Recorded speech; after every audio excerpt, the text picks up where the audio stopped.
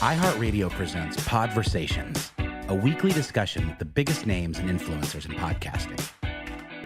Hey, everybody, and thank you so much for hanging out with us for another session of the iHeartPodcast Network Speaker Series. This is the coolest part of the week for me. I get to take a break, sit down, and talk to partners, creators that we've entered into an idea with, a podcast with. We use podcasting as the excuse to connect and talk. We usually, this is the fun part for me, get to talk about where folks come from, how they got into the creative industry, and why, where they think it's going. Podcasting is at an incredibly awesome moment as a medium. You have a medium that just doesn't seem to be slowing. 120 million Americans a month listening to podcasts, over 80 million Americans a week now listening to podcasts. It's this rare moment in media where a new content type, podcasting, seems to have come along and actually hit mass reach and doesn't seem to be slowing down. So we try to take a break and talk to some of the creators who are driving all of that growth. We've talked with Martha Stewart, Malcolm Gladwell, Laverne Cox. Today is no exception and is going to be awesome. We're talking about a show that we have built in development with Nickelodeon, our partners, as part of a sort of a overall deal we have with Viacom, the host of a new podcast we're going to put out there into the world. So first of all, Frankie Grande, Hector Navarro, thank you guys so much for hanging out with us today. Really appreciate it. I'm so happy to be here. What an amazing introduction. I actually just got even more excited about our show now. Now that you told me all those facts and statistics. I was like, really? Fierce work. That reaction is better than like, wait, what did we sign up for? Yeah, no, very excited. So the coolest thing for me about podcasting is none of us started out as podcasters. I certainly didn't. You can't quite yet, I think, get a degree in podcasting. We come from other careers and jobs and lives. And I think it makes podcasting interesting for a little while here, because whenever you develop a show and talk about an idea, people bring all these different mediums as backgrounds to the table. Yeah. So Hector, I'll start with you. Yeah. Immediately speaking, what industry are you coming from? What sort of skills and experience do you bring to the table when you think about it? Get ready for it, guys. That's a great question, and I don't know if there's just a one answer. I am really, really fortunate in my life to have been given the opportunities to do things that are basically followed by my passions. So how I ended up with this job, I probably have more podcasting experience than Frankie, but not hosting experience, and certainly not a more interesting story. So I'm glad I'm going first, because Frankie has the much more interesting and cool, so I have a little bit more of a straightforward basic steps to get here. But when I was a kid, when I was young, I loved, and I still do, I loved cartoons, I loved animation, I loved comic books.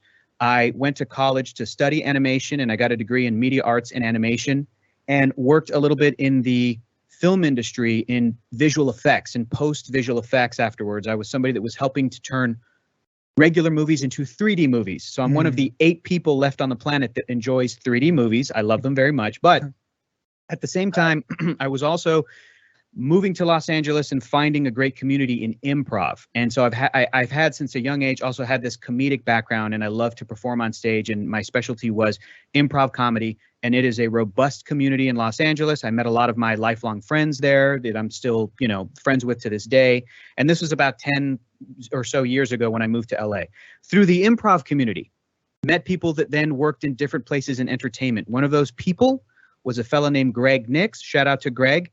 He was working on a show at Nickelodeon, and he was also with his coworkers developing this podcast, one of the first podcasts that Nickelodeon was doing about 5 years ago. And he brought me in because he knew me through improv. And when I showed up at Nickelodeon, I said, well, funnily enough, I studied animation, and I was even an intern at Nickelodeon when I was in college, like years ago. So I know some of the people here in this building. Like, I was an intern. I was going to college in San Diego, and I would drive twice a week up to Burbank, 2.5 hours, 3 hours or whatever, super early in the morning, 6 a.m. to get there at 9 a.m. And this was for like an unpaid internship, because it was one of the best experiences, is to be able to go as a young person to the Nickelodeon studios, when you love all that stuff. So I came in with the comedy background, and then they learned I had like an animation background in a way. And then I became the host of the Nickelodeon Animation Podcast. Now, cut to today, and Nickelodeon and Viacom and iHeartRadio, they're all teaming up to do a new show, a new endeavor that is diving deep into SpongeBob SquarePants from the beginning, the very first episode, and just go through every single episode.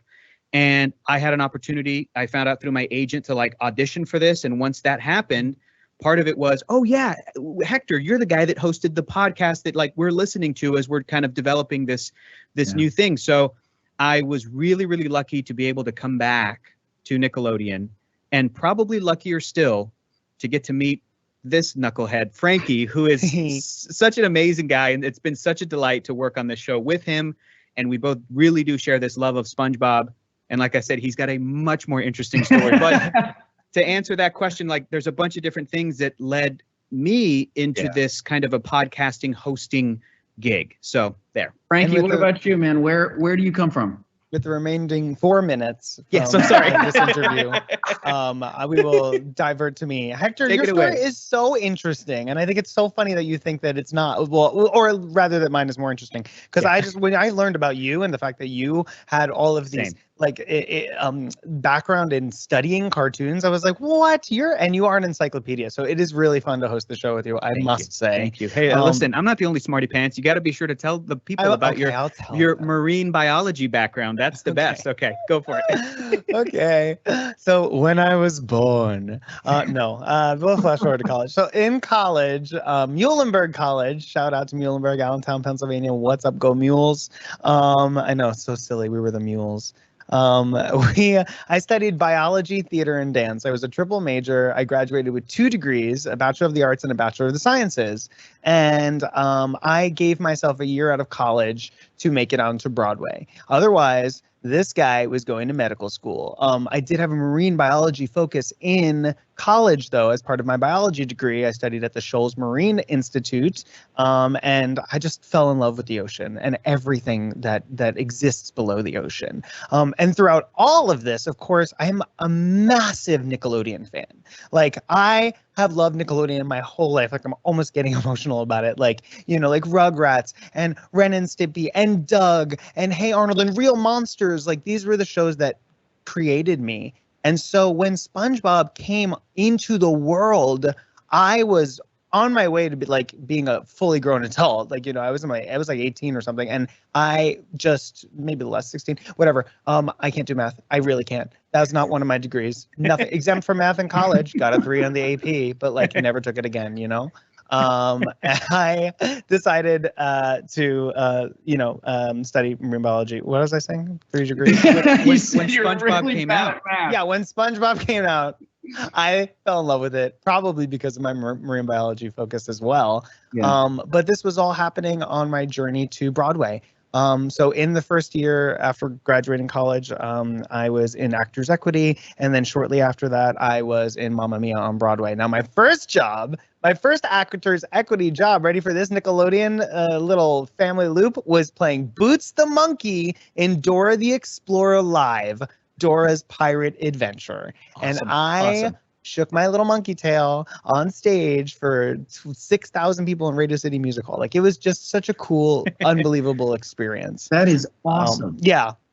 And that is awesome. Mamma Mia on Broadway, and then became, a reality TV star. And after reality TV, went into hosting and, had my own TV show on Amazon called Style Code Live. And that was really fun. And I hosted live every single day and did red carpets and things like that. And, after that, I returned back to Nickelodeon as Frankini on Henry Danger. So if you're listening out there and you recognize my voice, and when I'm maniacal, it's because I do play a super villain on Nickelodeon right now. I'm also in Danger Force.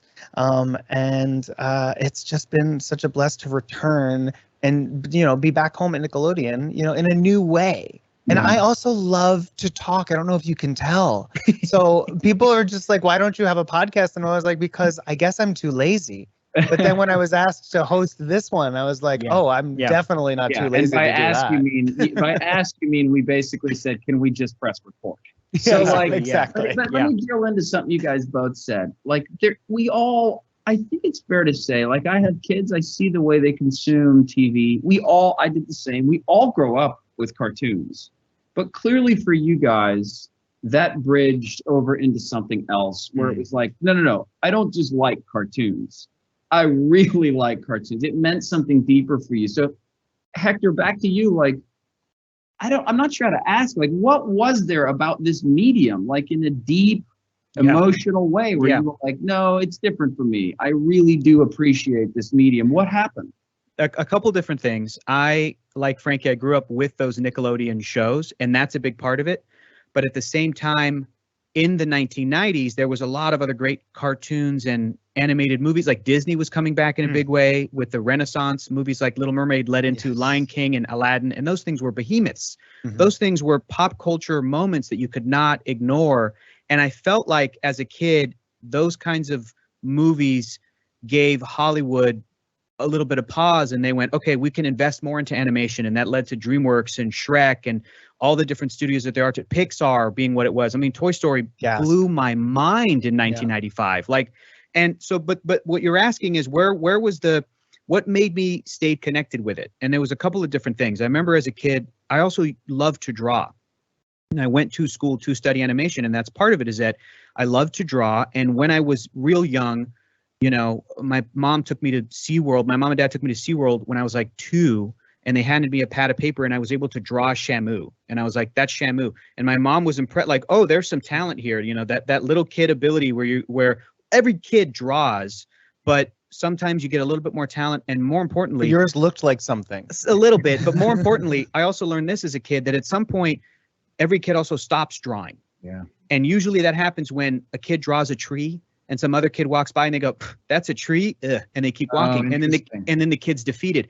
I knew about that, and I was determined to not be defeated by any of that sort of peer pressure. And so I continued to stay connected to loving the art form.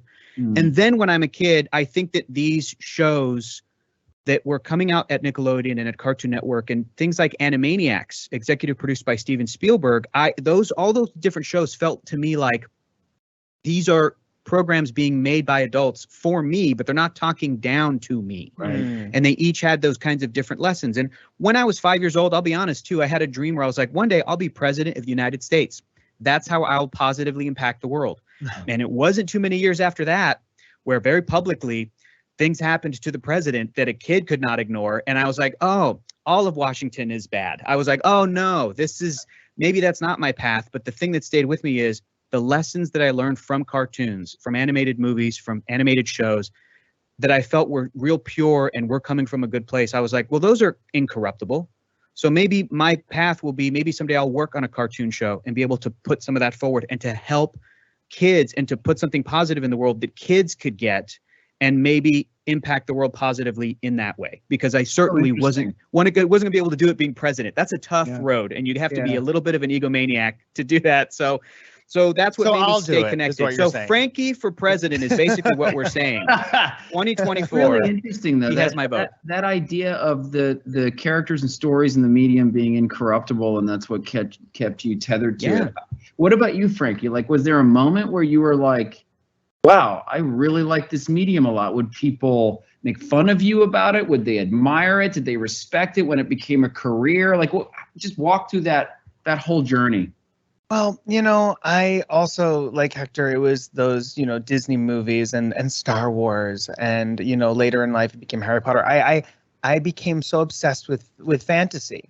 And, I do think, there is an element as like that little gay boy in Boca Raton, Florida, who like didn't have anyone else that looked like him, didn't know what being gay was, like had no frame of reference for what was my feelings that were inside of me, that just kind of fell in love with fantasy. And I wouldn't say it was escapism, because like I had a beautiful childhood, I had a beautiful life. I wasn't trying to go anywhere else, but I did know that there was a world that I wasn't a part of yet that I longed to be a part of. And I think these magical worlds, and SpongeBob and the imagination and rainbows and things that dragons, like I'm so obsessed with dragons and like those worlds, like the fact that there is something out there that I know I'm a part of but have not yet discovered was always very appealing to me. And cartoons really allowed me to go there. And I watched SpongeBob so unapologetically for my entire life. Like I would be dating somebody and they would come over and I would be 22 and I would be having my orange juice and turkey bacon and eggs and I would watch SpongeBob like every morning. Like that's what I did. Yeah. And so I have kind of always been true to myself with no one able to kind of penetrate that shield. But that's just kind of who I've always been. You know, later in life when Instagram came around and comments, well, that's a different conversation because that really pulled me out for a long time. I was obsessed with the comments. I'd find the one bad one and obsess over it. Don't do that, kids. If you're listening, just ignore them. There's a really sick people that are in a really bad spot themselves. Ignore them. Pray for them. But no, I never cared. I was just part of my DNA because I really do feel like I am SpongeBob. Like that's always my life. I am shine bright like a Frankie. I am like, my mission is to make other people smile and laugh and have joy in their lives. Sometimes even when I don't have joy in mine, I will still pull it in. I will find it to give it to somebody else. So no, I didn't really let anyone break me down over it. I was proudly have my SpongeBob. I think it's a medium that a lot of people dismiss as, oh, whatever.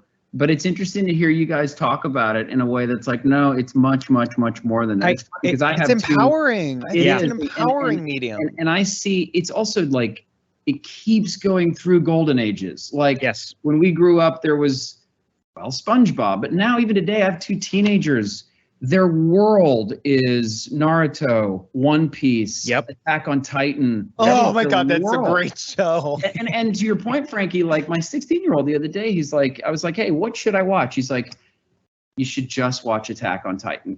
and I watched like a couple episodes, like, this is really good. It's unbelievable. This stuff isn't, not that you guys would ever think it is, but it's not dismissible, childish at all. But let's drill into Hector. What were you about to say? I mean, the thing that you hit on too, and the thing that I think Frankie and I are honestly achieving with the episodes that we've recorded so far, and I so look forward to every week, is that we get to, as these two grown men, discuss these episodes of SpongeBob, and we talk about what impacted us when we were kids, but also what we're seeing today. And it's just a great reminder that like this show was made by adults, incredibly creative and sweet and endearing and talented grown men and women that made this show, and they put stuff in there on everything is a choice, everything is purposeful. And I think to your point, bringing up anime, I think that Western civilization, everybody here in the United States and in the West, it's always been a hurdle to think of animation as for kids.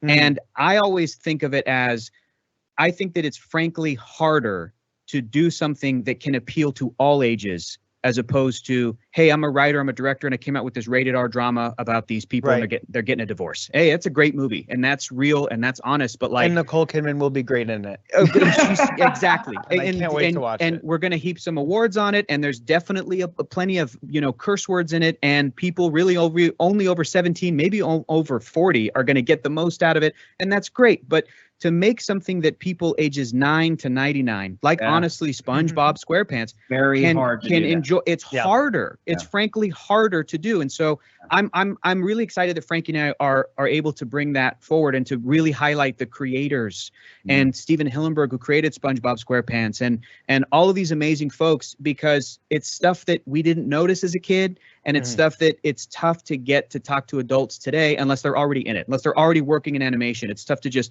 go talk to my mom about SpongeBob SquarePants. But then once I do, she's in. Once you explain that process, they're in. But we've talked about the show a little bit. That's what the podcast is about, right? It's SpongeBob Bingepants is what it's called. It drops in October. You guys are going to watch all the episodes and talk about it. But let's actually talk about the show for just a second. What was it about this show? I mean, it may be obvious to you guys, but Frankie, why this is just a colossal, eternal IP now. Yeah. Why did this show cut through in this way that's like permanent? What did they get so right? I think for me, it was like Friends. Like, I feel like everyone talks about Friends, like, because like they wanted to be, they were part of the Friends, they were part of the friend group. Like for me, I saw me and my friend group in SpongeBob SquarePants. Like, I'm SpongeBob. I have a Patrick in my life. Her name is Lauren. Like, we have SpongeBob and Patrick dolls. Like, I relate to her the same way that they relate to each other. You know, there is a Squidward in my friend group. There is a Mr. Krabs in my life. I have a Pearl. You know, like, something about that show to me I felt very represented in it. Like, I felt like I was a part of that show. Yeah. And I still do to this day. I see things that make me giggle and text my friends, and the gifs and the memes and the things that I share with the people in my life are because they remind me of the characters on the show. Yeah. So I just felt like a part of that world, not to make a Disney reference, but I did. And I think also, like, just my obsession with the ocean and marine biology. And, you know, Hector and I discussed this on the show, but like, this is the first cartoon that was set underwater all the time. And what a great idea. And how did no one else do it? Well, underwater is so magical when you're a kid. Like, the creatures that live there are way cooler than anything on the land. So Frankie has made connections because he's familiar with like underwater sea life that I, even as like an uber fan of the show, like missed, where Frankie's explaining to me, you know, starfish don't have brains. And I'm going, oh my God, then that's why Patrick is the dumb guy on the show. I'm like, it's so perfect. And so there really is this, you know, Steven Hillenburg, he was a marine biologist as well. He taught kids and that made it into the show. And Frankie's right. That's a big part of it. Like, it's stuff, again, we don't even notice, but like, it's baked in there. It's a love letter to underwater life. Yeah. Which is so awesome. Cool. So awesome. Listen, guys, this has been so enjoyable. I deeply, deeply, deeply appreciate you guys talking about this stuff. I think that even now with animation continuing, like I said, to have these golden ages and just explode with new IP, new shows every single year or so, it's really awesome to have you guys go back to a show like this and walk us through why and when and how it just became what it is. So Hector, Frankie, thank you so much for hanging out with me. Thank you. Such a pleasure our honor. to be here. Yeah. Thanks you for having us. Thanks is so fun. No, thank you guys. And everybody, thanks for listening. Hopefully it was helpful, enjoyable. You learned something about podcasting, but most of all, check it out. October, this thing drops. If you're a SpongeBob fan, you will be listening. If you're not, you should listen to this show. It's about not just one of the biggest shows that's been put out there in the world in the last 10, 20, 30 years, but it's also about passion, why people like a thing. Yes. And dedicate a lot of their lives to it, which I find just as interesting. So everybody take care of yourselves. We will see you next week. Be good. Bye. Bye.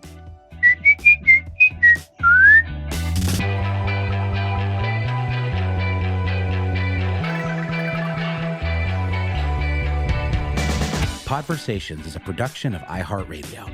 You can find more from the biggest names in podcasting on the iHeartRadio app or wherever you get your podcasts.